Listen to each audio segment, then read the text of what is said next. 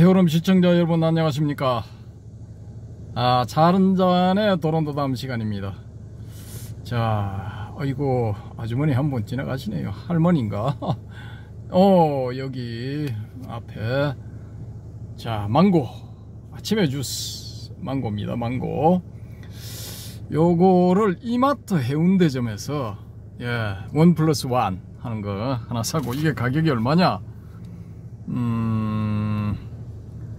750ml 짜리 두개, 이게 4,280원입니다 하나에 4,280원인데 1+1에서 두 개를 4,280원 주고 사고, 그 다음에 요게 스윗 초코롤 케이크 3,500원이네요 제가 지금 영수증을 보고 읊고 있습니다. 그 다음에 여기 빠진 게 뭐냐 하면 한입 꼬마 약과 140g 짜리 2,180원, 이렇게 해서 다 합쳐서 9,760원. 이걸 이 자유항공님이 주신 이 상품권, 만원짜리 상품권을 내고 그 사람 돈 240원을 받았습니다. 자, 요게 이제 망고 주스, 오른쪽이 제 거고 왼쪽이 이 우리 해오름님 건데, 요게 이제 사연이 좀 있습니다. 거기 그 이마트 해운대점 딱 3층에 주차를 해놓고 저 혼자 이제 사러 갔죠. 사러 가서 지하 1층인가 있는 매장에 가서 샀습니다. 사서 이제 계산을 하려고 딱 보니까 이 동네는 계산대가 2층에 있어요. 2층까지 올라가서 계산을 하려고 하는데 사람이 구름처럼 몰려 있어요. 그래서 이걸 기물 9,760원짜리 기물 4개를 들고 서서 거의 30분 가까이 서서 기다리다가 계산을 했습니다. 게이트가 3개가 있는데 2개만 열고 하나는 닫아놨어. 그리고 또 간편 계산 있는데 간편 계산 쪽에도 사람들이 엄청나게 몰렸어요. 해피님은 제가 계산하러 딱 나왔을 때 무지하게 사람들이 줄을 서서 기다리고 있었어요. 그래서 30여 분 기다렸다가 30분이 조금 안 됐는 것 같네요. 한 25분 정도 기다렸다가 다시 올라와서 3층에 이 주차장에 가서 딱 이 차 안으로 들어오는 순간 바로 그냥 아침에 주스 망고를 따서 벌컥벌컥 마시기 시작했습니다. 왜냐? 에너지가 무지하게 많이 소모가 됐어. 기다린다고. 당이 필요하죠. 그죠? 그럴 때. 맛있어. 이거 아침에 주스 망고. 오, 맛있어. 자유한국님 감사합니다. 일단 뭐 그렇게 됐고 보고를 드리는 겁니다. 근데 요게 이제 4번째 만원 이 상품권을 쓴 겁니다. 3번째는 그럼 어디 썼느냐? 지지난번에 부산 북항, 부산역에서 바다 쪽으로 쭉 직선으로 뻗어 나오면은 부산 북한공원이라고 있습니다. 그 북한공원에서 또 좀 중간쯤 들어가서 쉼터가 있는데 그 쉼터에서 또 사서 마구마구 먹어대는 바람에 그때 거의 다 비스켓하고 사서 뭐 거의 다 그 자리에서 다 먹는 바람에 이게 세팅이 안 될 정도로 가방에서 망가졌습니다. 그 박스, 뭐 비스켓 박스 이런 게 망가지는 바람에 보고를 못 드렸습니다. 어쨌든 요게 이제 4번째 만원을 써서 이렇게 이제 보여드리는 거고요. 5번째는 이제 2주 뒤에 한번 보여드릴 것 같습니다. 자, 지금 저기 전봇대 쪽에 전봇대 여기 이제 싹 보면은 저기 한 명이 이제 헤엄을 치고 있죠. 개구리 헤엄. 제가 저걸 잘합니다. 개구리 헤엄. 개구리 헤엄을 그냥 한 30분 가량 할 수가 있습니다. 그냥 안 쉬고 계속 30분 가량 은근과 끈기를 가지고 30분 가량 할 수 있습니다. 자유형은 제가 정식으로 배운 게 아니라 가지고 숨을 멈추고 그냥 마구잡이로 팔을 휘둘러서 가면은 뭐 제 생각에 한 25m 금방 가더라고요. 보니까 뭐 좀 남들이 볼 때는 삐뚤삐뚤 가도 뭐 빨리 가집니다. 빨리 가지는데 이제 그런 의미에서 이번 그 파리 올림픽에서 수영에서도 금메달이 나왔으면은 좋겠습니다. 거의 불가능에 가까운데, 왜냐하면은 미국의 뭐 신장 2m 전후에 거인들이 나와서, 또 호주도 또 만만치 않죠. 예, 마구잡이로 막 팔을 흔들어대는 바람에 우리는 금메달은 좀 그렇고 동메달 정도, 예, 동메달 정도 땄으면 좋겠습니다. 예, 기대하고 있습니다. 은근히 선수들 힘내세요. 예, 그건 그렇고, 제가 이제 개구리 헤엄을, 바다에서 개구리 헤엄을 치는 심정으로 오늘 기장도서관에 와서 책을 한 권 빌려왔습니다. 한 권. 제가 이제 곧 보여드리겠습니다. 그 기장도서관에서 책을 빌리고 그 옆에 있는 해수욕장으로 왔는데, 여기가 바로 임랑해수욕장입니다. 임랑해수욕장. 자, 지도를 한번 보여드릴게요. 우리가 와 있는 데가 어디냐? 예, 여기입니다. 임랑이라는 글자 보이시죠? 임랑. 여기가 이제 임랑해수욕장입니다. 요렇게.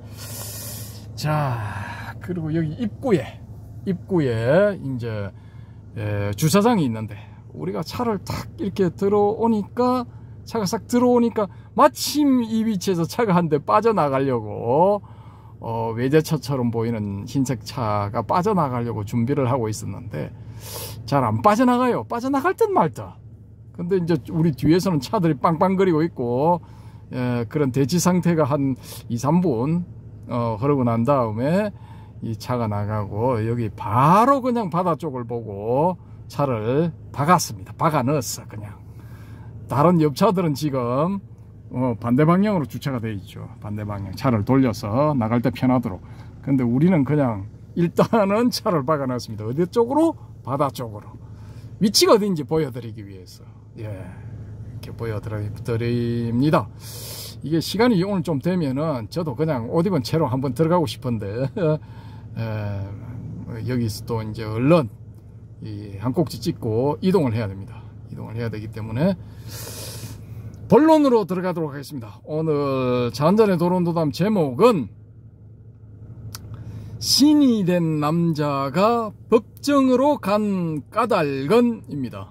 달마가 동쪽으로 온 까닭은이 아니고, 신이 된 남자가 법정으로 간 까닭은이 되겠습니다. 자, 일단 책을 보여드리겠습니다. 책 표지.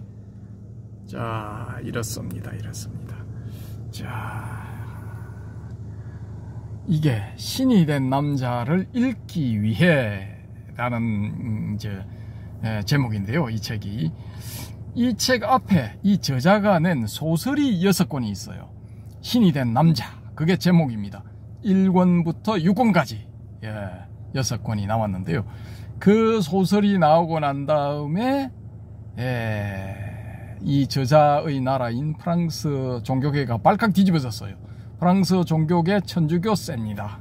천주교세인데, 천주교 신부들과 수녀들이 집단으로 그냥 이 저자한테 다구리를 가했어요. 다구리를 가하면서 고소를 해버렸어. 고소를 하는 바람에 법정으로 갔습니다. 뭔 제목으로? 신성모독으로 고소를 했습니다. 신성모독으로, 불경죄 뭐 그런 겁니다. 예, 고소를 했는데, 이 저자가 누군지 일단 제가 한번 보여드리겠습니다. 저자가 누군지. 프랑스인인데요. 요 책 날개에 설명이 되어 있습니다. 자, 이 사람입니다. 이 사람인데요. 예. 자, 잘 보이시죠? 이 날개에 나와 있는 제랄드 메사디에, 이 사람이 어떤 사람이냐? 제랄드 메사디에는 20살이 되기 전에 이미 첫 소설 왕관 없는 인물을 출간하여 세상의 이목을 받기 시작했다. 자, 이걸 계속 보면은 여러분이 뭐 피곤하실 테니까 일단은 뭐 시원한 바다 그림을 보시면서 제가 읽어 드리겠습니다. 이 날개에 있는 걸.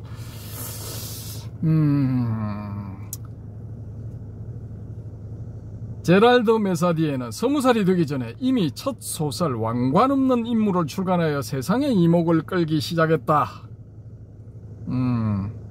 특히 이 작품은 알베르 카미가 창간하고 편집장으로 활동했던 콩바에 연재되기도 했다. 메사디에는 이 작품을 통해 제2의 말로라는 평가를 받았다. 그의 두 번째 작품 왕자들은 그를 샤르트르의 후계자로 불리겠다. 이후 그는 세상의 부조리에 관심을 갖게 되면서 20년간 펜을 놓는다. 그리고 고갈되어가는 인류의 식량 문제, 에이즈, 폭력, 종교 문제에 천착하기 시작했다. 이 긴 시간 동안 고민하고 연구한 결실로 세상에 나온 책이 바로 신이 된 남자 전6권하고 해설집이다. 이 책을 통해 메사디에는 신격화된 예수의 삶을 지상으로 끌어내림으로써 인간적인, 너무나 인간적인 예수의 모습을 드러냈다. 이로 인해 기독교계로부터 거센 반발과 저항에 부딪히기도 했지만 1988년부터 출간된 신이 된 남자는 7년에 걸쳐 완간되었다. 메사디에는 기존의 것들에 대한 의심과 저항이라는 코드를 통해 세상을 읽어내는 작가다. 그래서 그는 간혹 성가신 연구자라 불리기도 한다. 이러한 성가심은 기존의 것에 안착하려는 아니람, 게으름에 대한 일침이다. 그의 작품으로 식량, 자살, 사생활의 끝, 마호멧, 슈퍼맨을 위한 진홍곡, 과학의 위대한 발견, 모세, 종말 전 29일 등이 있다. 예, 다작 작가죠. 자, 그런데 이 양반이 고소를 당해가지고 법정으로 갔어. 그래서 법정에서 재판을 받아야 되기 때문에 자기가 신이 된 남자라는 소설 6권을 쓴 그 과정을 전부 다 조사를 해서, 예, 그 과정에 대한 이 해설서 겸 자기는 신성모독한 적도 불경죄를 지은 적도 없다라는 것에 대한 그 반박문, 예, 조목조목 반박문을 만들었습니다. 자기가 정당하다는 데 대한 그 자료를, 예, 이 사람이 만들어서 한 권의 책으로 낸 것이 바로 이겁니다. 신이 된 남자를 읽기 위해, 예, 요런 제목, 한국 제목입니다. 프랑스 원문은 제가 프랑스를 모르기 때문에 잘 모르겠습니다. 예, 모르는 건 모르는 겁니다. 어쨌든 간에 이렇게 해서 책을 만들어냈는데 이 목차를 보면 머릿말, 제1부 자료들, 제2부 성찰, 제3부 해설 이렇게 되어 있는데, 제3부 해설에 26번째 단락에서 제목이 뭐냐? 팔레스타인의 불교도들입니다. 예, 오늘 제가 이 책의 머리말하고 팔레스타인의 불교도들, 요걸 읽어드리겠습니다. 아주 재밌습니다. 예, 왜 제가 이걸 읽어드리느냐? 이유가 다 있어. 우리가 지금 도마복음 하고 있죠, 그죠? 도마복음 속의 선사상을 이제 추적하고 있는데, 이 도마복음 속의 선사상에서 선사상을 빼고 도마복음만 놓고 봐도 여기에 등장하는 예수는 아주 특이한 인물이에요. 예, 보통 뭐 우리가 흔히 알고 있는 메시아 예수, 뭐 그런 예수는 아니죠, 그죠? 오히려 한 사람의 선사에 가까운 뭐 그런 선문답 같은 이야기를 하는 그런 예수입니다. 예, 그런 예수인데, 이 도마복음을 통해서 우리가 부수적으로 해야 될 일이 뭐냐? 이 예수의 정체를 밝히는 일이야. 예, 예수는 과연 누구였을까? 예, 뭐 지구에서 온 사나이처럼 Man from Earth죠, 그죠? 이 14,000년을 살아서, 예, 2000년 전에 팔레스타인에서 나사렛의 예수라는 조슈아, 예, 조슈아 그런 이름으로 좀 살다가 어떤 문제가 생겼어. 핍박을 받는 바람에 인도로 갔는데 인도에서 그냥 힌두교도 배우고 불교도 배우고 그렇게 한 예수인가? 아니면은 이 사람이 먼저 지금부터 한 2500년 전에 인도에 가서 불교 바라문교를 먼저 배우는 거야. 자이나교도 배웠겠죠. 육사외도 사상들도 배웠을 거고. 그걸 배우고 난 다음에 400년쯤 뒤에 저기 팔레스타인 땅으로 가는 거야. 거기서 갈릴리 호수 옆에 살았다 이거야. 거기 살면서 자기가 400년 전에 배운 그런 그 내용들을 쓸쓸 푸니까 자기를 중심으로 따르는 무리들이 생겼다 이거야. 선생님 하면서 혹은 스승님 뭐 이렇게 하면서 따랐다라는 거죠. 그렇게 해서 자기는 그냥 거기서 썰 좀 풀다가 그냥 또 조금 거시기해지니까 다시 물 좋은 인도로 가자.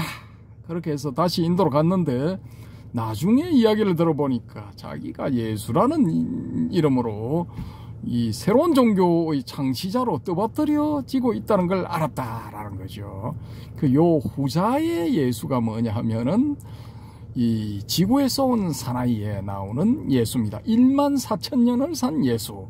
근데 여기는 이 주인공이 뭐라고 하느냐 하면은 자기가 14,000년을 살면서 만나본 인간들 중에 딱 한 사람 최고의 인물을 꼽으라면은 그 사람은 바로 고타마 시다르타 붓다였다. 근데 그 붓다한테 자기가 직접 불교를 배울 때, 가르침을 배울 때, 그 붓다가 자기 보고 한 말이 뭐냐? 당신은 뭔가 좀 특이한 사람 같다 하면서 빙그레 웃더라라는 겁니다. 그런 이제 이야기를 한 예수. 이 사람은 이 영화가 실화를 바탕으로 했다면 지금도 어딘가 살아서 어디서 살아서 돌아다니고 있겠죠. 제가 좀 전에 만났던 한 2시간 전에 만났던 이거 진짜 열을 있는 대로 받으면서 줄 수 있을 때 그 옆에 한 185cm 정도 되어 보이는 건장한 러시아인 스킨헤드족인지 머리는 100구를 쳤습니다. 한 50대 정도 50전으로 돼 보이는 이 러시아인이 또 이 맨 프로머스 지구에서 온 사나이인 줄도 모르죠, 그죠? 아무튼 살아있어. 근데 여기 제랄드 마사디에 이 사람이 하는 예수는 뭐냐? 이 사람이 말하는 예수는 역사적인 예수. 그냥 2000년쯤 전에 팔레스타인 지역에서 나사렛 지역, 그 레반트라고 불리는 지역입니다. 거기가 이제 사해하고 어디입니까? 이거 사해가 아니라 어디죠?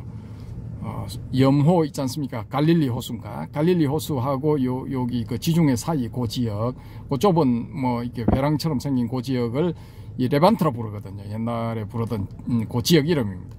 그 지역에서 20살까지 살다가 이제 20살까지는 아니죠. 서너 살쯤 됐을 때 까지 살다가 이제 인도로 이동하죠, 그죠? 인도로 이동해서 인도에서 오만 종교, 의술 이런 걸 배워서 다시 한 30살 무렵에 레반트로 다시 돌아와서 자기 고향의 사람들한테 불교를 중심으로 한 가르침을 편 이 예수. 이 예수는 다시 또 한 3년 뒤에 인도 쪽으로 다시 도망가. 왜? 이 유태인 그 제사장들을 비롯한 이 종교 지도자들이 핍박을 가하기 시작했거든요. 그래서 박해를 피해서 도망가는 거야. 어디로? 동쪽으로. 이 동쪽으로 도망갔다는 추정하에서 소설을 쓴 사람이 이 왕이 된 남자, 신이 된 남자를 쓴 제랄드 마사디에. 이 사람 말고 또 북쪽으로 갔다. 프랑스 지역으로 가서 잘 먹고 잘 살았다. 80몇 살까지. 라고 주장하는 사람들이 누구냐? 성혈과 성배를 쓴 영국의 작가, 방송작가, 이런 사람, 방송작가 외에 또 2명이 더 있죠, 그죠? 요 사람들하고 이제, 이 다빈치 코드를 쓴 댄 브라운 이런 사람들은 이제 북쪽으로 갔다, 북쪽으로 도망갔다, 뭐 이런 쪽이죠. 야, 어쨌든 간에 이 제랄드 마사디에는 동쪽으로 도망갔다 이렇게 본 사람입니다. 자, 쭉쭉쭉쭉. 아이고, 제가 이제 목이 아파서 다 읽어드리지는 못하고, 어쨌든 간에 이제 요거 이제 다음번에 쭉 이렇게 또 좀 더 자세하게 말씀드리기로 하고요. 자, 중간에 야, 아주머니 저 왼쪽 왼쪽 그 상박입니까? 저 위쪽 팔꿈치 위쪽으로 아이고 뭐 조폭들이나 하는 문신이 하나 있네요. 연꽃 문신. 무시무시합니다 이 동네가. 어쨌든 그렇고 이 머리말이 보면은 이 사람이 나는 30년 이상을 과학 전문 기자로 일했다. 중력, 원자 물리학, 화학, 세포 생물학, 인종학, 고고학 분야의 연구와 관련하여 대략 350만 독자에게 전문가들의 견해를 전해주었다고 볼 수 있다. 그러나 분명히 성서 해석학 분야만은 손대지 못했다. 사람들이 눈살을 찌푸리며 하는 말이 전문가들을 읽고 논평할 수 있는 권한은 전문가들에게만 있다는 것이었다. 보통 사람들이여 바깥 어둠 속에서 잠들라. 전문가들의 연구서들을 읽는 것조차도 당신들에게는 금지되어 있도다. 당신들이 어떤 정당에 어떤 이유로 투표했는지는 논할 수 있어도 미사나 예배에서 당신들이 내는 헌금의 용도에 대해서는 논할 수 없다. 미사나 예배의 기반이 되는 문헌들, 당신들에게 낭독되는 그 문헌들에 대해서는 두말할 필요도 없다. 이 책의 토대가 되어준 성서 해석학자들의 저서 목록은 참고 문헌에 수록되어 있다. 문외한에게는 읽기 어려울지 모르나 이해하고자 노력할 자세가 되어 있거나 조금이라도 학술서를 읽는 습관이 있는 사람이라면 누구라도 소화해낼 수 있는 책들이라는 점을 여기서 말해두고 싶다. 우리의 이성은 그 저서들에 근거하여 독창적인 해석을 제시할 능력이 있다는 주장도 덧붙이고 싶다. 그 주장의 근거로 신이 된 남자는 단순한 편찬 작업 이상의 것임을 보여줄 수 있다. 적당한 도움만 있으면 인간의 지능은 이처럼 얼마든지 유익한 작업을 할 수 있다. 그것을 믿지 않는 이들이 안타까울 뿐이다. 그들은 언젠가 파스테르가 어린 조세프 마이스터에게 관경병 백신을 주사했을 때 의학자가 아니라 화학자 겸 미생물학자인 사람이 위험한 의학 실험을 한다고 비난하던 이들과 똑같은 부류의 사람들이다. 또한 그들은 에디슨의 학식이 소년 시절 공립학교에서 획득한 것이 전부였다고 해서 그를 무식쟁이로 취급했던 이들과 똑같은 부류에 속한다. 그들의 세계는 영광도 이성도 없는 것이다. 물론 대학의 학위는 귀중하다. 그러나 추검기를 발명한 것은 시인인 샤를르 크로였다. 그런데 기독교도인네가 예수는 십자가 위에서 죽지 않았다는 주장을 했다고 해서 정말 놀란 것인지 아니면 놀란 척하는 것인지는 모르겠으나 어쨌든 확실히 놀라움을 표명하는 사람들이 있었다. 부활교리를 거부하면서 어떻게 기독교인으로 남을 수 있을까? 게다가 오만한 반응을 보이는 사람들까지 있어 더욱 어처구니가 없었다. 이미 5억을 헤아리는 전 세계 인구 중 예수의 부활을 인정하는 사람들은 1억이 조금 못 된다. 그러면 부활을 믿지 않는 나머지 사람들은 하나님을 아니면 적어도 신을 믿지 않는다고 해야 하는가?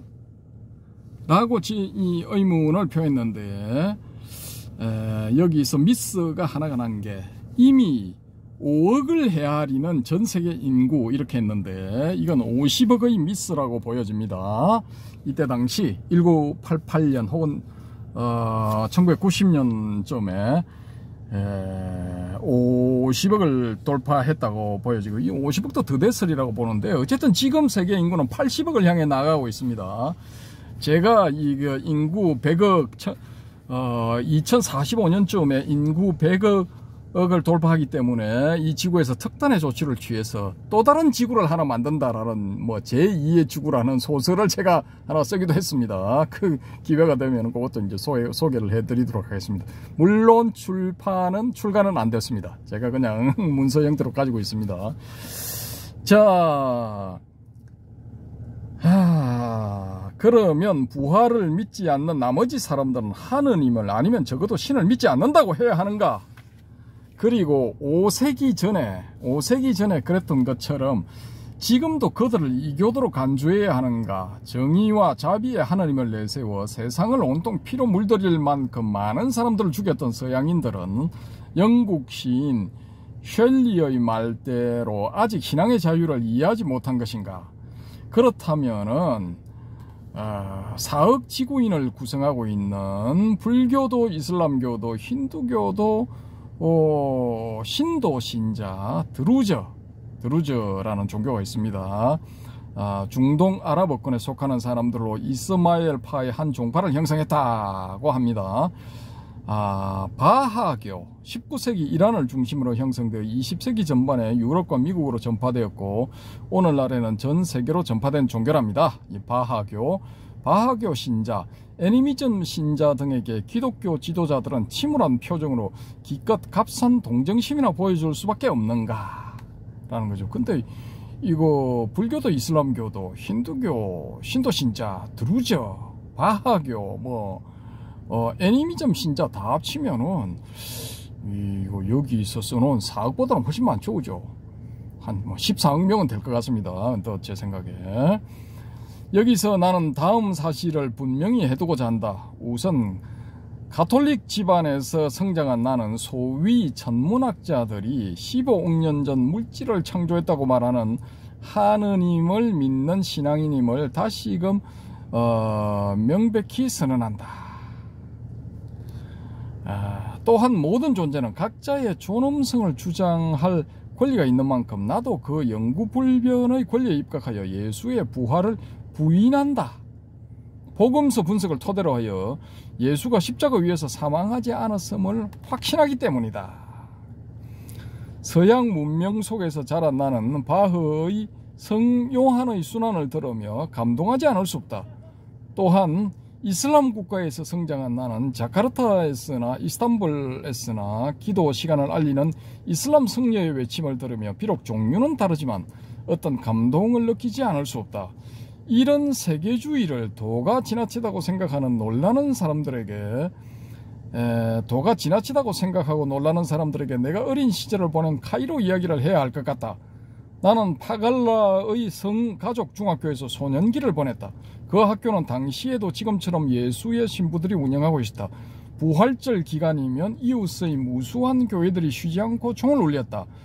콥트 가톨릭, 아르메니아 가톨릭, 멜크파, 콥트 정교, 시리아 정교, 라틴 정교, 그리스 정교, 아르메니아 정교, 마론파, 그리스 가톨릭 등 각자의 종교력에 따라 성령 강림을 축하하는 것이었다.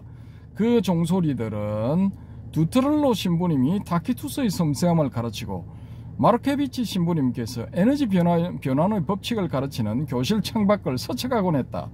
내 동창생들은 유대인들과 이슬람교도들이었다. 덕분에 나는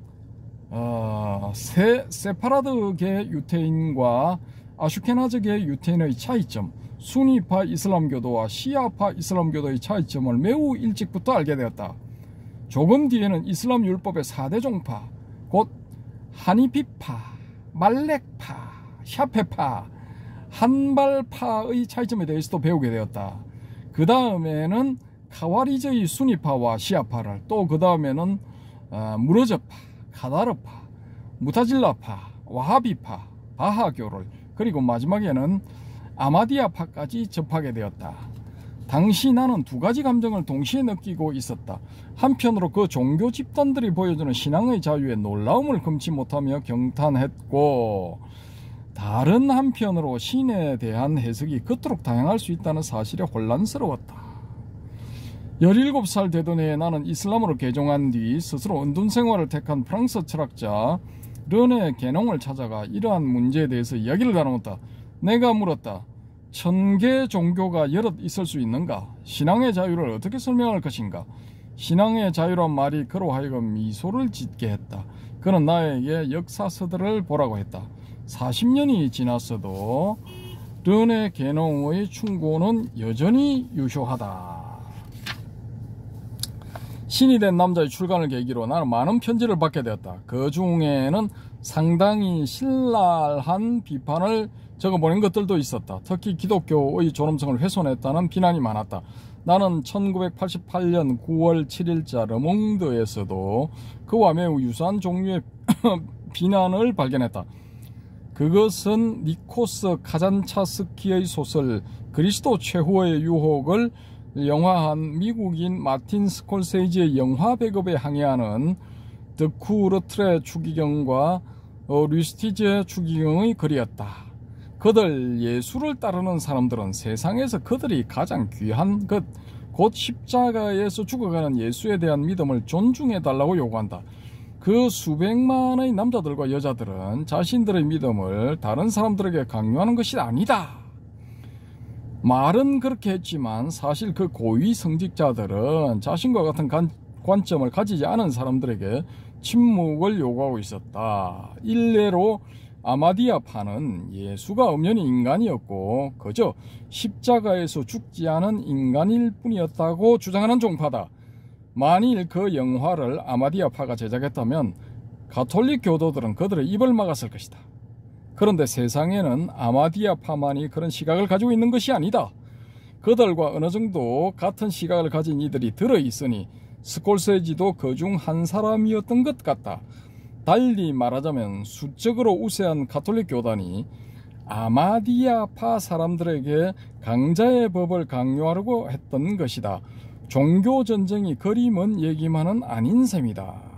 사실 그 일이 있었던 시기는 이란 이라크 전쟁이 종식된 직후였다. 물론 수니파와 시아파의 적대관계가 그 전쟁을 발발시킨 직접적인 계기는 아니었다. 그러나 이들 관계는 전쟁을 지속하는 역할을 했고 그리하여 두 나라의 인명피해를 더욱더 가중시켰다. 역사가 가르쳐준 교훈이 늘 지켜지는 것은 아닌 모양이다. 그래서 르네 게농의 충고는 더욱더 내 기억을 떠나지 않는다. 사실 기독교도들이 자신들의 신앙을 다른 사람들에게 강요하려 들지 않게 된 것도 아주 최근의 일이다. 그리 오래지 않은 과거에만 해도 말을 듣지 않으면 죽여버리곤 했다.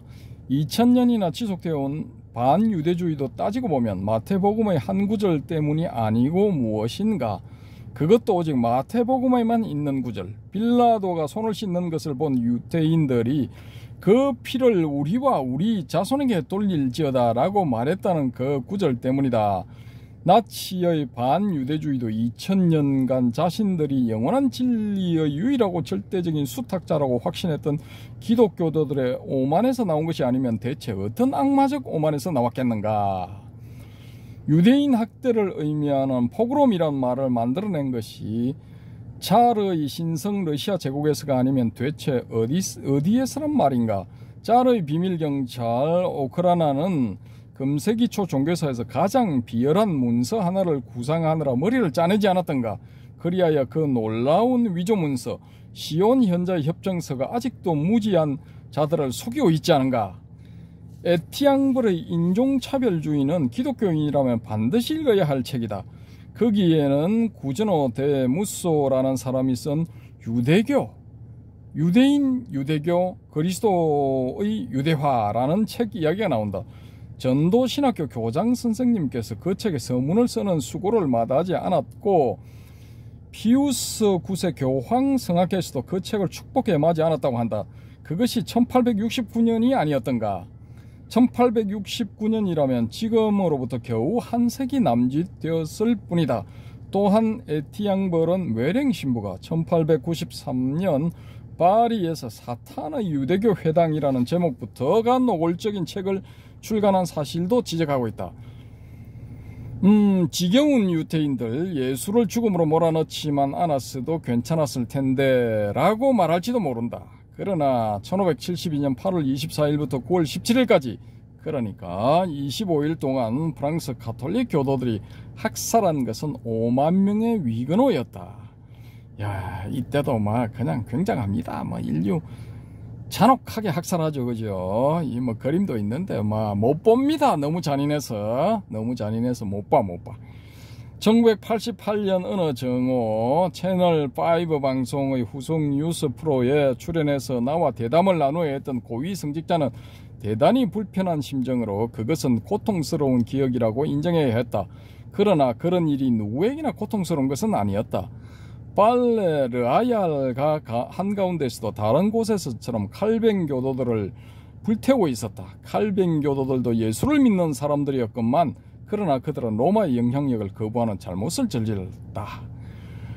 칼뱅 교도들도 예수를 믿는 사람이었건만 카트린 드 메디치는 모든 가톨릭계 권력자들로부터 축하를 받았다.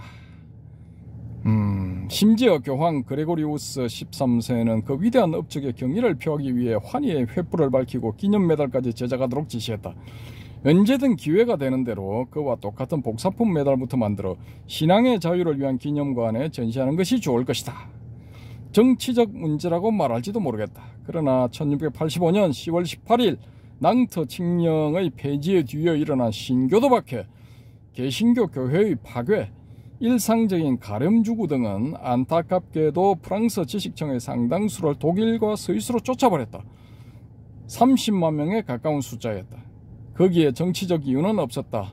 남은 사람들은 개종했다. 이 개종 안 한 사람들 30만 명의 지식층이 프랑스에서 독일과 스위스로 망명을 해버렸다. 뭐 그런 이야기입니다. 혁명기의 공포정치는 1793년 9월 5일부터 1794년 7월 27일까지 지속되었다. 그동안 단두대로 보내진 몰락 귀족의 수는 1400명이었다. 그것은 신앙과는 무관한 일이었다. 반면 종교재판은 10세기 말에 시작되어 1808년 스페인에서 나폴레옹이 금지령을 내릴 때까지 지속되었다. 그동안 얼마나 많은 사람들이 무신론자, 신성모독, 이교도, 분열분자, 마녀 등의 죄목으로 교수형, 화형, 능지처참에 처해졌는지는 셀 수도 없다. 그런 학대 행위는 종교계도 죄악시했을 것이라고 생각할지 모르지만 전혀 그렇지 않았다. 1813년 코르테스가 종교재판은 위헌이라고 선언하자 종교재판이 진행되는 동안 오직 피고에게만 불리한 정인들만 인정되었고 변호사의 변호는 한 번도 받아들인 적이 없었다. 1813년 코르테스가 종교재판은 위헌이라고 선언하자 바티칸은 너희는 살인하지 말라는 계명을 무시한 채 예수의 이름을 내세우며 강력하게 항변했다. 바티칸은 너희는 살인하지 말라는 계명을 무시를 했다 이거죠. 무시를 한 채 예수의 이름을 내세우며 강력하게 항변했다. 나는 여기서 칼라스의 성자서품을 요구하는 바이다. 칼라스는 누구냐? 툴루즈의 칼뱅 교도로 억울하게 종교재판에 회부되어 능지처참을 당했다. 이 서양의 기독교가 저지른 만행 중에 최고의 만행, 마녀 사냥이죠. 마녀 사냥. 이 마녀 사냥을 할 때 경제적인 이유도 뭐 한몫했다고 봅니다. 이 마녀 사냥을 하는 재판관들, 이 재판관들이 이 뇌물을 왕창 받으면 눈 감고 넘어가. 근데 뇌물 안 줘. 평소에 마음에 안 드는 새끼, 돈 많은 놈 있다 하면은 딱 찍어서 그 새끼 마누라를 마녀로 몰아버리는 거야. 그러면은 그 찍힌 사람은 자기 마누라를 내놔야 돼. 안 그러면은 마녀의 권속들로 몰려서 멸문지화를 당해. 멸문지화. 다 죽어. 그러니까 사랑하는 마누라 내놓을 수밖에 없어. 마누라 웃자겠노. 네가 그냥 짊어지고 가야지. 그러면 딱 찍혀서 잡혀가면은 둘 중에 하나야. 인정을 하든지 그래 내 마녀다 인정하든지 아니면 난 절대가 마녀가 아니에요 하든지. 그럼 절대로 마녀가 아니에요 하면은 뭐 어마무시한 고문이 가해져. 악형 중에 악형, 인간이 생각해낼 수 있는 온갖 종류의 고문이 다 가해져. 그 다음에 인정을 하면 어떻게 되느냐? 그래도 죽어. 그래도 죽어. 뭐 왜? 마녀기에 죽어야 돼. 화형을 당하든가 아니면 물속에 빠뜨려서 죽어. 그 자비를 베푼 거예요. 안 그러면 온갖 고문 끝에 그걸 못 뱉어 죽을 때까지 계속 고문을 가하는 거야. 이런 악랄하고 악독한 자들이 누구냐?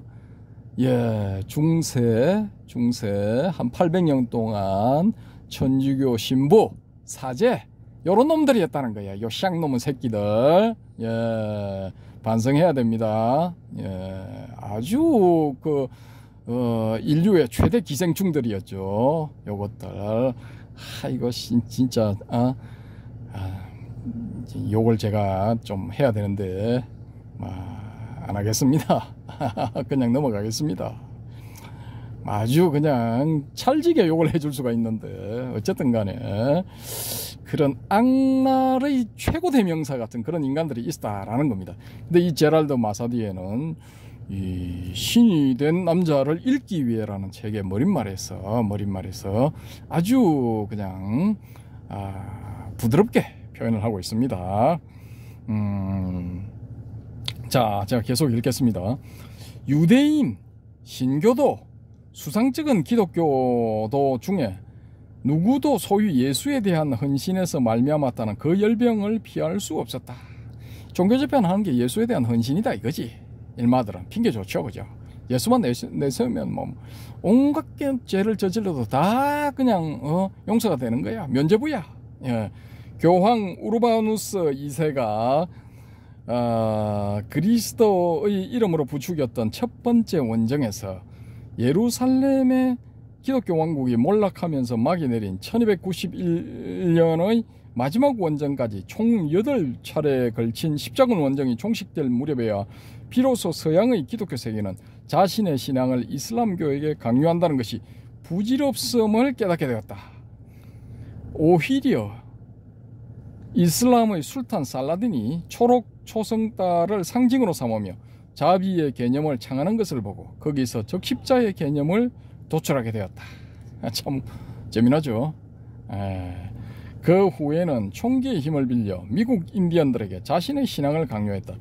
이때 이 미국으로 건너간 신교도들, 유럽의 탄압을 피해서 메이플라워호입니까? 그걸 타고 미국으로 건너간 이 청교도들, 신교도들, 이 사람들이 이 지금의 현재 뭐 보스턴 지역인가 뭐 뉴욕 지역인가 거기 상륙을 해서 환영하는 인디언들을 그 며칠 뒤인가부터 학살을 시작해서 아메리카 인디언들을 죽인 규모가 1000만 명이 넘는다나 뭐 한번 1000만 명 육박한다나 뭐 그렇답니다.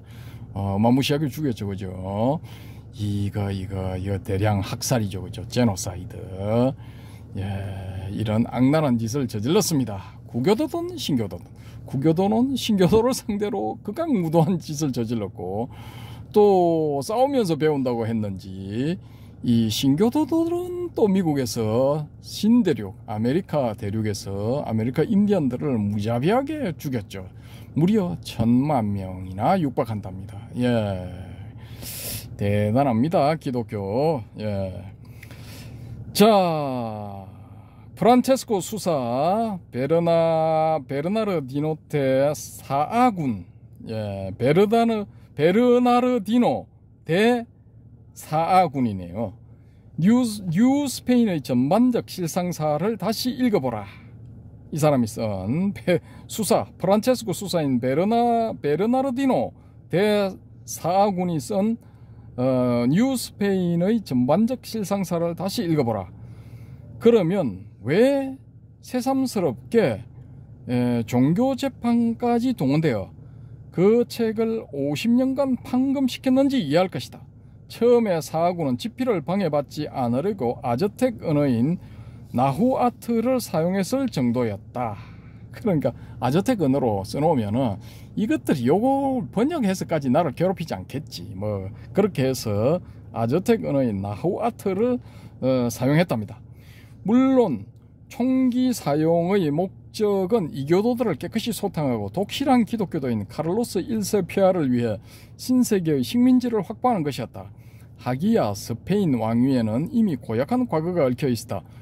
가톨릭교도 페르디난도라 불렸던 스페인 왕은 자신도 유태인이면서 스페인에서 유태인 추방령을 내렸다. 그것이 1492년이었다. 1492년 어디서 많이 들어본 연도 아닙니까? 이게 바로 콜럼부스가 신대륙 아메리카를 발견했다는 연도입니다. 1492년.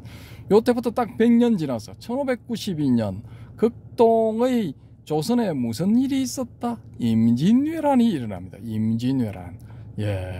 이 1492년의 100년 전인 1392년에 무슨 일이 있었다? 조선이 건국을 합니다. 조선은 건국한 지 200년 만에 임진왜란이라는 초유의 일을 당하게 됩니다. 예. 이게 1392년, 1492년, 1592년, 예, 100년마다 지구상에 좀 큰 일들이 있었습니다. 자, 1492년이었다. 이는 신대륙 발견의 해이기도 하니 묘한 우연의 일치다.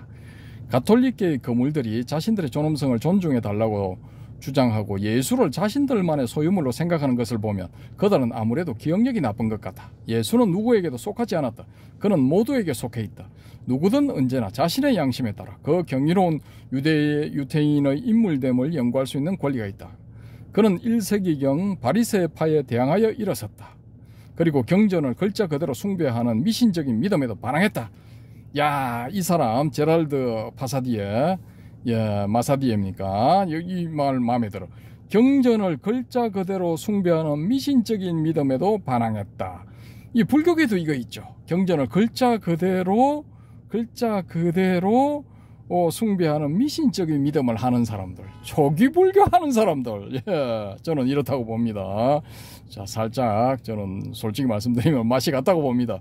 그래도 이 불교가 망해가는 이 시점에 뭐 그쪽이라도 살아남아야 명맥을 이어가지 않겠습니까? 대성불교는 이제 막 갔습니다. 왜? 구성원들이 형편없어. 예, 일단 기본적으로 저기 이 한국 초기 불교 구성원들에 비해서 수준들이 떨어져. 예, 일반적인 지적 수준이 떨어져. 그 인정해야 됩니다.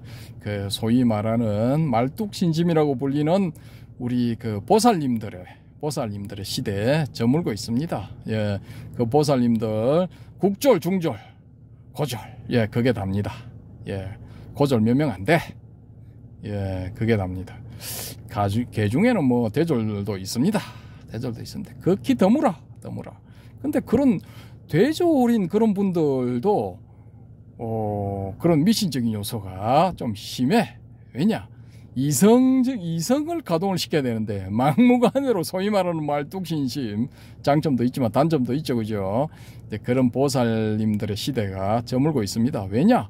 10년, 20년 안에 막 다들 뭐 용선 타고 저 세상으로 극락으로 가시지 않습니까? 그럼 남아있는 사람 누가 있어? 이제 뭐 10년, 20년 지난 다음에 7, 80대는 불교 신자 그렇게 드물어. 거의 없어.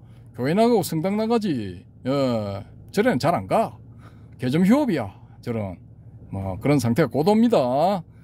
제가 그렇게 만든 거 아닙니다. 저는 거기에 대책을 세워야 된다고 20, 30년 전부터 틈나는 대로 사람들한테 경고를 했는데, 그렇게 말하면 윗손님들이 저를 이교도 보듯이 불교를 망치려고 수상한 소리를 하는 그런 자처럼 그런 가자미 눈으로 쳐다보는 사람들이 대부분이었습니다. 대부분. 그 스님들 이제 때가 도래했습니다. 예, 드디어 이제 서서히 망조가 나타나기 시작했다. 그 제가 만든 거 아닙니다. 저는 대책을 세워야 된다고 강력하게 주장했는데 대책은 안 세우고, 대책 세워야 한다는 사람을 네가 그랬지 뭐 이런 식으로 쳐다보면 안 됩니다. 예. 자, 이제 마사디의 머릿말 끝나갈 때 다 돼갑니다. 지루하지만 조금만 더 들어주십시오. 자, 경전을 글자 그대로 숭배하는 미신적인 믿음에도 반항했다. 전통은 그러한 미신적인 경외감에서 오는 믿음을 부추겼지만 그는 분명 거기에 반대했다. 사람들은 그런 사실을 너무 쉽게 잊어버리고 만다. 하지만 이제는 가톨릭 교리를 믿지 않는 사람들도 얼마든지 존중받으며 책으로든 영화로든 예수에 대한 나름대로의 생각을 표현할 권리가 있다는 사실을 되새길 때가 왔다.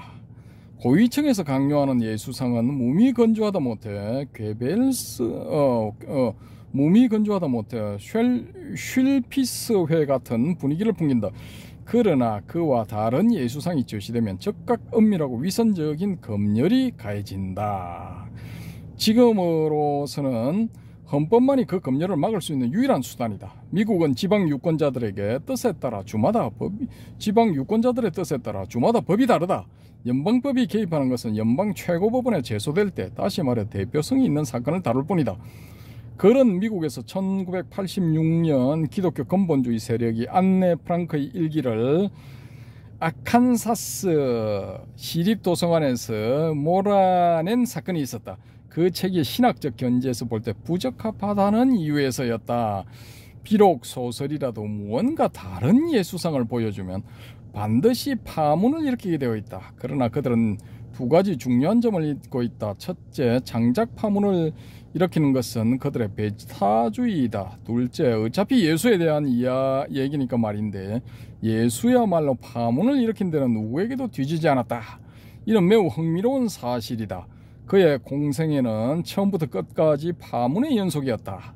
그는 안식일을 지키지 않았고 음식을 먹기 전에 손을 씻지 않았고 그리하여 유대교 전통을 정면으로 위반했다.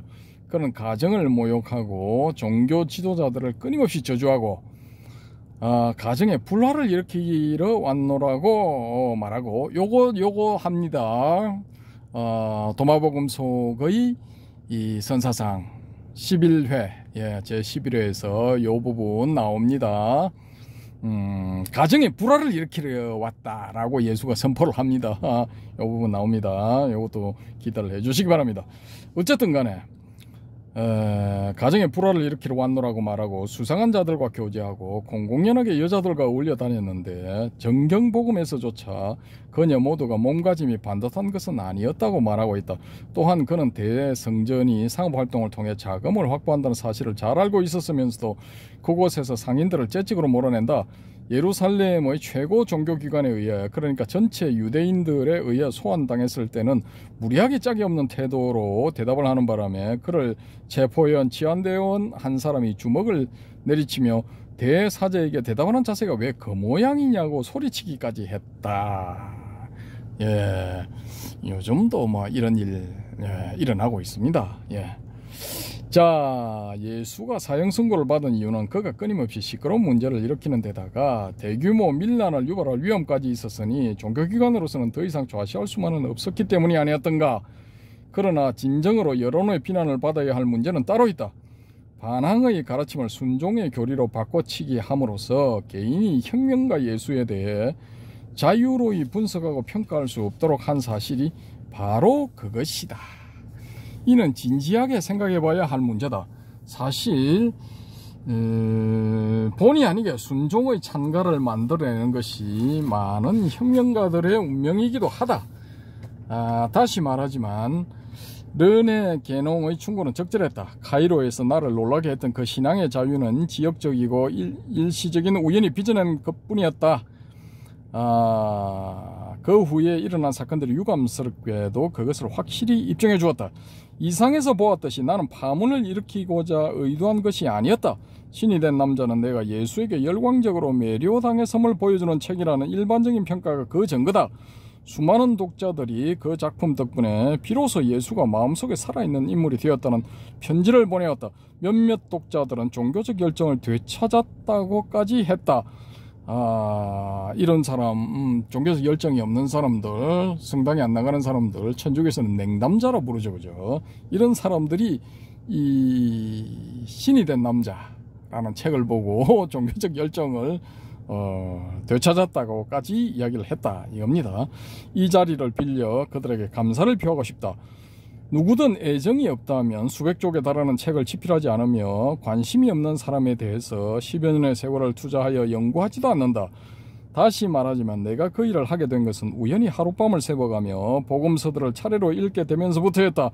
내가 미처 다른 읽을 거리를 마련하지 못한 채 도착했던 호텔 객실에는 미국의 관례대로 침대 머리장 서랍에 성경책이 들어있었다. 북미 대륙의 모든 호텔 객실에는 독실한 신자, 한량, 무심한 나그네 등 각양각색의 손님들을 위해 신구약 성서가 준비되어 있다. 덕분에 나도 어른들이 시키는 대로 복음서를 암송하던 어린 시절과는 달리 새로운 시각으로 성경을 읽을 기회를 갖게 되었다. 사람들이 내게 나타낸 가장 전형적인 감정은 분노였다.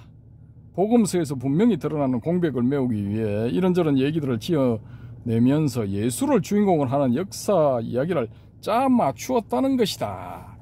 그러나 그 분노는 모순된 것이다. 그 분노가 정당하다면 화가들도 예술을 그리지 못하게 금지했어야 이치에 맞는다. 하지만 실제로는 예술가의 상상력이 만들어낸 특성들을 그대로 예수에게 부여한 화가들도 있다. 그러므로 위의 주장은 종교재판이 천사의 날개를 유례없이 길게 그린 그레코의 작품을 검열하면서 벌인 논쟁을 연상시킬 뿐이다. 날개를 길게 그렸다 해가지고 종교재판을 회부한 거야. 미친놈들이지 이게. 예? 자, 전통적으로 8피트 정도의 길이여야 하는데 화가는 12피트로 그렸다나? 그러면 그 전통은 대체 누가 정한 것인가? 분명히 천사의 날개를 측정하기 위해 성무실 사절이 파견된 것은 아닐 터이다. 신이 된 남자에 대해 호환무치의 불경죄라는 비난을 퍼붓는 사람들은 신나게 전통을 들먹였지만 알고 보면 별 관련도 없는 얘기들이었다. 그렇게 비난하는 사람들과 그 사람들을 고분고분한 심부름꾼으로 부리고 있는 자들은 전통이라는 것도 세월이 흐르면서 임의적 상황에 따라, 다시 말해 편의에 따라 상당히 달라진다는 사실을 잊고 있다. 전통은 항상 같은 사회 집단에서 배출된 자들에 의해 만들어져 왔다는 사실도 잊고 있다. 예컨대 디두모의 도마라는 이름과 바라바 이야기가 보여주는 믿을 수 없는 언어 유희를 역사적 진리는 몰아낼 수 있었을 것이다. 그러나 전통을 만든 사람들에게 역사적 진리라든가 신도를 존중하는 마음 따위는 전혀 안중에도 없었던 것 같다. 몇몇 기자들의 친절한 지적처럼 종교재판의 장작더미의 불꽃은 다행히 꺼졌고 교회의 세속재판 것도 고맙게 사라졌다. 그래서 지금까지는 소위 경외서라 불리는 복잡하고 비밀스러운 견전들에서만 볼 수 있었던 얘기들을 마침내 드러내놓고 써도 좋을 듯 싶었다. 그러니까 종교재판 이런 게 이제 사라졌다 이거죠. 종교재판은 이제 나폴레옹이 금지시켰고, 뭐 기타 등등 뭐 이런저런 이유로 소위 말해서 17, 18세기에 유럽에서는 이제 계몽주의 바람이 싹 불었죠, 그죠? 그 계몽주의 바람이 불면서 이제 그런 미신적인 요소들, 이게 기독교 교리에 입각해서 사람들을 그냥 죽이고 불태우고 하던 그런 시대는 지났다는 거죠. 이 사람은 그렇게 믿었다는 거지. 그러나 논쟁을 일으킬 의도는 애초부터 없었으며 그것은 지금도 마찬가지다. 나의 유일한 목적은 오늘날 예수에 관해 얻을 수 있는 수많은 정보들, 지난 세대의 성서 연구자들이 손에 넣을 수 있었던 양보다 엄청나게 풍부한 정보들을 학술적으로 접할 시간적 여유가 없는 독자에게 제공하려는 것이다. 만일 논란거리가 있다면 그것은 내가 예수의 전기를 쓰기 전부터 존재했던 것이다. 그러므로 비록 논란을 노리지는 않았지만 논란이 일어난다고 해서 놀랄 일은 아니다. 자신들이 익숙해져 있었던 사고에 혼란이 오는 것을 느낀 독자들은 내가 계획적으로 불경죄를 저지르거나 시끄러운 사회적 파장을 추구하지 않았느냐는 의혹을 제기했다. 이 책은 그런 의혹을 모두 해소해 줄 것이다. 앞으로 알게 되겠지만 이 책에는 신이 된 남자에서 특별히 활용된 것은 아니나 내 머릿속에 늘 간직되어 있었던 정보와 해설들이 상당수 실려있다. 그것까지 소설하는데 활용했다면 바라던 것 이상으로 토발적인 효과가 나타났을 것이다. 예를 들면 나사로 사건이 그렇다. 나사로 사건이라는 건 죽은 나사로를 예수가 살려내는 겁니다. 그래서 나는 그런 내용들을 이 책에서 따로 다루는 것이 더 좋겠다고 생각했다. 여기서는 감정보다 비판 정신에 호소한다. 따라서 가장 전통적인 기독교에 집착하는 독자들도 비교적 힘을 덜 들이고 읽을 수 있을 것이다. 물론 전통의 지나친 보수주의를 한탄하는 신학자도 한두 명이 아니다. 나는 이 책이 박식함이나 자기 변호의 기회가 아니라 예수에 관한 별개의 책으로 읽히기를 원한다. 이 책을 쓴 것은 신이 된 남자를 읽으며 때로 당혹감을 느낀 독자들을 위해서이기도 하지만 직접 몇 년씩 투자하여 연구하지 못하는, 그래서 나의 연구 결과가 책으로 엮어져 나오기를 기다리는 독자들을 위한 것이기도 하다. 하여튼 이 책 역시 신이 된 남자에 못지않게 예수에 대한 존경심을 여실히 보여줄 것이다. 이미 언론에서 밝혔던 사실이지만 다시 말하자면 나는 예수라는 인물을 정말 경이롭다고 생각한다. 그는 나의 마음속에 경탄과 열정을 불러일으켰다. 그것이 나로 하여금 그의 가르침과 모순을 연구하느라 10년 이상의 세월을 보내게 만들었다. 요게 이제 머릿말입니다. 머릿말 끝났고, 자 이제 뭐 간단하게 요약하면 그렇습니다. 이거 저거를 썼다 이거죠. 6권짜리 소설 신이 된 남자를 쓰니까 프랑스 기독교계, 특히 천주교 쪽의 뭐 신부, 수녀 이런 분들이 그냥 벌떼처럼 들고 저놈 죽여라 했다라는 겁니다. 저놈 죽여라. 근데 그게 이제 재판으로 흘러가니까 이 사람이 이제 거기에 대응책으로 막 이런저런 걸 준비하다가 얘라 이걸 책으로 내자. 뭐 그렇게 해서 책으로 낸 건데 이 사람 주장 요지는 뭐냐? 종교 재판하던 그런 시대는 끝났다라는 겁니다. 그리고 일반인들도 이제 대학 교육을 받던 소위 말하는 지성인들은 좀 보면은 이제 안다라는 거죠. 이게 헛소리를 하는 건지 뭐 신부나 수녀 사제들이라 해서 이 사람들 말하는 게 전부 진리는 아니다라는 겁니다. 그 사람들이 잘못 알고 있었을 수도 있고 원래 그 사람들이 말했던 그 내용이 원래 필경사가 쓸 때 이게 오해를 해가지고 잘못 썼을 수도 있다 뭐 이런 겁니다. 예, 그러니까 정신 똑바로 차리고 공부를 하면은 누구든지 진실에 접근할 수 있다 뭐 그런 내용이죠, 그죠? 자, 이제 마지막으로 팔레스타인의 불교도들 175. 예, 이게 한 페이지니까 금방 끝납니다. 지금 1시간이 조금 넘었는데 제가 이거 찜통 차 안에서 지금 뭐 에어컨이 나오는가 마는가 해서 지금 뭐 온몸이 지금 땀범벅이 되어가면서 지금 이거 읽고 있는데, 예, 어쨌든 간에 조금만 참아 주십시오. 175 금방 끝납니다. 팔레스타인의 불교도들, 이들의 존재는 여러 가지 사실에 입각해서 세운 가설이다.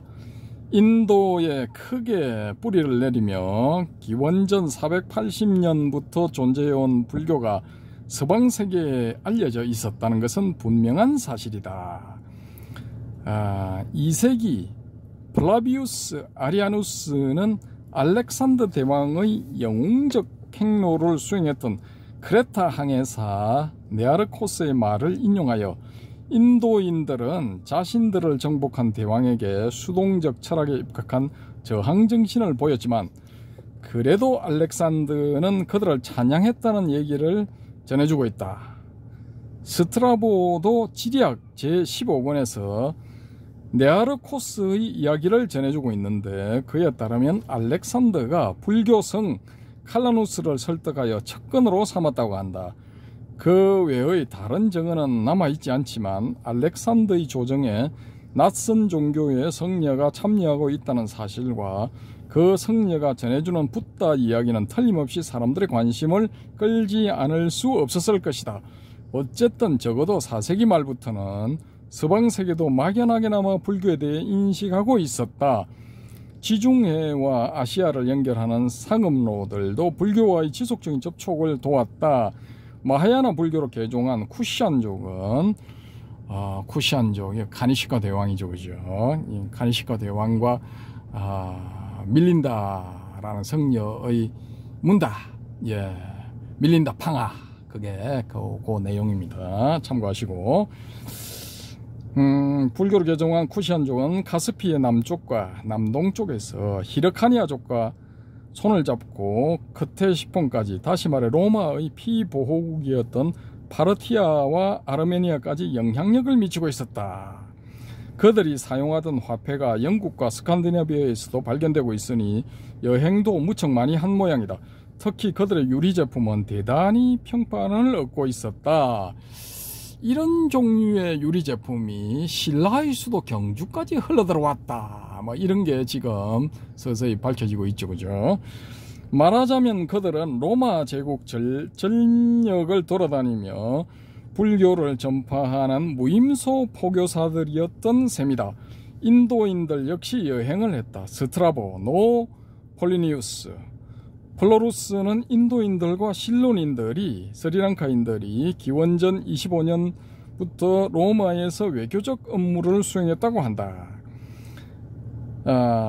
또 디온 크리소스토머스는 서기 69년에서 79년에 걸친 베스파시아누스 치세에는 그들이 축제 참여차 알렉산드리아에도 와 있었다고 전한다. 그러니까 벌써 이거 기원전 한 2, 3세기경부터 이 불교의 성녀들이 이제 유럽 남부 지역에 출몰을 했다, 그런 이야기입니다. 요건 이 마우리아 왕조 아쇼카 대왕, 예, 포교사를 파견한 시기랑 뭐 좀 비슷하죠, 그죠? 시기적으로. 자, 그 다음에 조금 더 지나면은 수출입이 모두 매우 활발했던 노예매매도 불교를 알리는 데 기여했음이 분명하다. 심지어 오비디우스까지 불교시 몇 구절을 알고 있지 않았던가. 따라서 1세기 팔레스타인에 불교도들이 정착해 살고 있었다는 얘기는 대단히 설득력이 있다. 서기 19년 도마가 인도인들을 개종시키려 떠난 것도 막연히 결정한 행동은 분명 아니었다. 예, 이게 다 이제 연관관계가 있다라는 거죠. 여기는 서기 19년에 도마가 인도인들을 개종시키려 떠났다. 뭐 이렇게 돼 있죠. 이게 이제 여기서 나온 도마는 도마복음의 그 도마올시다. 예, 이 재밌죠, 그죠? 자, 이게 여기 이제 이 사람이 왜 팔레스타인의 불교도들에 대해서 언급을 했느냐? 이 사람이 쓴 신이 된 남자 제1권 266에서 277쪽에 소설에서 이제 불교도들이 등장하기 때문입니다. 팔레스타인 지역에. 예수 이전에 이미 이 사람들이 출몰을 했다라는 겁니다. 어쨌든 간에 뭐 이상으로 신이 된 남자를 읽기 위해라는 요 책에 대해 일부 내용들만, 극히 일부 내용들만 말씀을 드렸는데, 요게 토탈 지금 페이지가 어떻게 되느냐? 마지막 페이지가 467페이지입니다. 제법 두꺼운 책이죠, 그죠? 467페이지짜리 두꺼운 책. 신이 된, 잘 안 보이네. 신이 된 남자. 남자를 읽기 위해 두껍죠, 그죠? 근데 제가 왜 이걸 읽어 드리느냐? 제가 이제 한 10년쯤 됐습니까? 그때 이제 대성불교 창시자는 예수였다. 예수가 대성불교를 창시했다. 이런 내용의 글을 써서 이제 교보문고에 결국은 뭡니까? 그걸 뭐라고 해야 됩니까? 인터넷판으로 이제 올렸거든요. 인터넷판으로 올려놨는데 지금 올라 있습니다. 올라 있는데 이 자료들을 조사하다 보니까 이 내용을 이제 만들기 위해서 자료들을 조사를 하다 보니까 신이 된 남자 이 책이 이제 딱 걸려든 겁니다. 그래서 제가 그때 제 기억상으로는 반송도서관으로 알고 있어요. 부산에 반송도서관이 있는데 그 반여동 쪽에 있거든요. 거기 가서 이제 소설 6권하고 요 신이 된 남자를 읽기 위해 이거 하고 다 빌려왔던 것 같아요. 다 빌려와서 이제 다 읽었던 것 같은데, 오늘 오전에 제가 9시에 딱 일어나자마자 바로 이제 조사를 딱 들어갔는데 반송도서관에 이 책이 없어. 책이 어디로 갔을까요? 요게 이제 한 20년이 넘으니까 20년 넘으면은 책을 그냥 또 이제 요즘은 또 처분을 하고 있거든요. 이 책이 초판 1세가 2001년 2월 5일에 나왔거든요. 그럼 지금부터 한 23년 전에 나온 거죠, 그죠? 근데 이게 책이 한 20년 정도 넘으면은 공간의 협소함으로 인해서 서고로 들어가든가 아니면은 이 책을 그냥 없애버립니다. 없애버리는데, 이제 잡지나 뭐 이런 게 뭐 좀 지났다 싶으면은 가져가라고 그냥 그 사람들 왔다 갔다 하는 로비에 내놓습니다. 이걸 가져가세요. 아니면은 그냥 폐기 처분합니다. 뭐 이런 거죠, 그죠? 그렇게 해서 이게 사라지지 않았나, 뭐 이렇게 됩니다. 그래서 제가 부산 시내에서 신이 된 남자를 읽기 위해 이 해설서를 가지고 있는 도서관을 뒤졌는데 딱 한 군데 여기 기장도서관밖에 없어요. 다른 도서관에는 없어. 그리고 서울에도 제가 내친 김에 서울 쪽에도 한번 알아봤습니다. 서울도 알아보니까 이 책이 딱 두 군데 있어. 제가 알아본 바로는 두 군데. 하나는 남산도서관에 한 권이 있고, 그 다음에 한 권은 어디에 있느냐? 저기 강서도서관에서 있어요. 강서도서관. 그래서 서울 지역에서 이 방송을 보시는 분들 중에, 야, 내 460 몇 페이지 되지만 난 독서력이 좋아. 제가 한번 읽어볼 거야. 라고 하시는 분들은 강서도서관이나 아니면 남산도서관, 여기 가시면은 대출이 가능하다고 정보를 일러드립니다. 그래서 요 이제 접근이 쉽지는 않습니다. 이 책에 대한 접근이 다 절판돼 버렸어요. 그 예전에 제가 이제 한참 그 책을 뭔가를 보고 뭐 자료를 조사를 할 때 저는 주로 이제 그 개포도서관에 주로 갔었거든요. 그 옆에 제가 이제 그 시영 아파트하고 개포주공 1단지 거기에 각각 5년씩 살았기 때문에 그 개포도서관을 주로 이용을 했거든요. 근데 개포도서관에는 없는 책인데 송파도서관에 있었어요. 그래서 그 겨울에 진짜 무지하게 칼바람 부는데 옷도 허술하게 입고 이 군바리들이 겨울에 입는 깔깔이 있잖아요. 깔깔이 그걸 안에 하나 입고 얇은 방풍복이 있고 그렇게 해서 이 나갔더니만은 사람들이 다 쳐다보는 거야. 저는 그 정도 추울 줄은 몰랐어요. 추울 줄은 몰랐는데 송파도서관 그 대로변에 이제 그 6차선인가 8차선인가 그런데 그걸 건널목을 건너서 송파도서관으로 가기 위해서는 건널목 건너야 되는데 거기에 서 있으니까 건널목 건널 거라고 책 들고 서 있으니까 추우니까 장갑을 꼈죠. 그죠? 장갑 들고 책 들고 서 있으니까 그 주변에 서 있는 사람들도 다 쳐다보고 차 타고 있는 사람들도 다 쳐다보는 거야. 버스 타고 있는 사람도 다 쳐다보고 저놈이 돌았나라는 거죠. 이 추운 날씨에 저렇게 입고 얼어 죽으려고 나왔나 이거죠. 그죠? 그래서 제가 이제 그거는 기억을 하고 있습니다. 그렇게 해서 송파도서관에 가서 이제 책을 반납을 하고 했는데 저는 송파도서관이 그때 최신 도서관이니까 그때는 최신이었거든요. 근데 지금도 이제 뭐 다른 데 비하면은 조금 이제 최신이니까 거기에는 있을 거다라고 이렇게 보고 검색을 해봤는데 송파도서관에도 없습니다. 없어. 현재 없고 개포도서관은 조그만해요. 근데 그 주변에 이제 그 개포주공 1단지 재건축이 완료가 돼가지고 뭐 몇십 층 들어서고 시형 아파트도 몇십 층 들어서고 뭐 인구가 훨씬 많아졌거든요. 많아지니까 이 도서관을 새로 짓는다고 지금 뭐 3년짜리 공사인가 뭐 그거 하고 있는 중이라 가지고 딴 도서관에 가셔야 돼.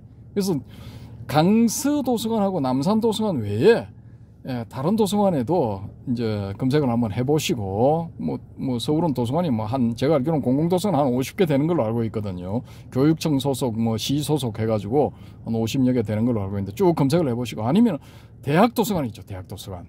대학 도서관 주로 또 검색해 보시면 요게 나올 수도 있습니다. 그래서 일단은 그런 희소성을 띠기 때문에 제가 시간이 좀 걸려도 읽어드린 겁니다. 읽어드린 건데 그 점을 이제 양해를 해 주시기 바랍니다. 지금 1시간 20분 20초 21초 지나고 있는데요.